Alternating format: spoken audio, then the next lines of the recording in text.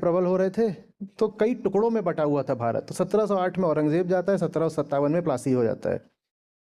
In fighting ये सब आपस में लड़ रहे थे और इनको खबर भी नहीं हुई, अंदाज भी नहीं लगा कि ये जो गोरे ट्रेडर्स आए हैं ये क्या कर सकते हैं। बात आप समझ रहे हो? और ये इन फाइटिंग बाहर से देखो तो ऐसा लगेगा कि सिर्फ स्ट्रक्चरल है, पर वो स्ट्रक्चरल नहीं है, वो इंटरनल है, उस पर आगे आएंगे। वो बात ये नहीं थी कि आप बाहर से ही कुछ लोग लड़ रहे हैं, बाहर से इसलिए लड़ रहे हैं क्योंकि भीतर से डिवाइडेड थे, भीतर ही बंटवारा था। प्लासी की अभी मैंने बात करी, प्लासी नहीं जीत सकते थे अगर सिराजुद्दौला के जो सिपाही थे और सेनापति थे उनको मीर जाफ़र ने अंग्रेज़ों के हक में बेच न दिया होता तो।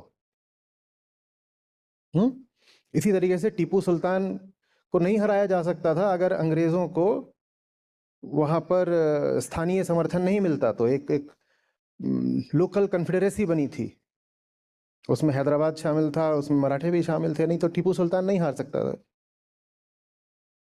बात आ रही है समझ में? तो अब ये कारण आज मौजूद है कि नहीं मौजूद है ये आप देख लीजिए। क्या हम कहते हैं कि हम एक नेशन है, पर नेशन होने के लिए साझा मूल्य होना चाहिए, शेयर्ड वैल्यूज होनी चाहिए। क्या हमारे मूल्य साझे हैं? साझा मूल्य तो सचमुच एक ही हो सकता है जब देश में इतनी ज़्यादा डाइवर्सिटी हो, तो जो कॉमन वैल्यू है वो तो ट्रुथ ही हो सकती है, बाकी कोई भी वैल्यू आप कॉमन कर नहीं पाओगे। भाषा अलग अलग है, कपड़ा अलग अलग है, धर्म मजहब अलग अलग है, एथनिसिटी भी अलग अलग है। आप कश्मीर की ओर निकल जाएं या उत्तर पूर्व की ओर निकल जाएं, आपको लोग शारीरिक दृष्टि से थोड़ा अलग अलग किस्म के दिखाई देंगे। आप पंजाब की ओर निकल जाएं, फिर आप तमिलनाडु की ओर निकल जाएं, आपको लोग अलग अलग तरह के दिखाई देंगे शारीरिक दृष्टि से।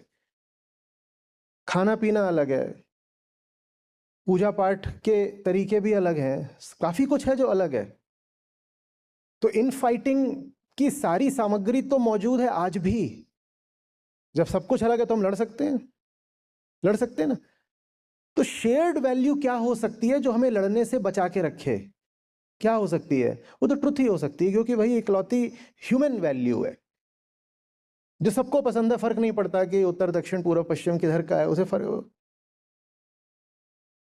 तो आज भी जिस हद तक हम दूसरी चीज़ों को अपनी ज़िंदगी में कीमत देते रहेंगे, मूल्य देते रहेंगे, उस हद